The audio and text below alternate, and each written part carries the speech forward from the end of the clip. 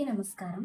కేయూరాణి న భూషయంతి పురుషం హారా న చంద్రోజ్వల న స్నానం న విలేపనం న కుసుమం నాలం కృతా మూర్ధజాః వాణ్యేకా సమలంకరోతి పురుషం యా సంస్కృతా ధార్యతే క్షీయంతే కిల భూషణాని సతతం వాగ్భూషణం భూషణం.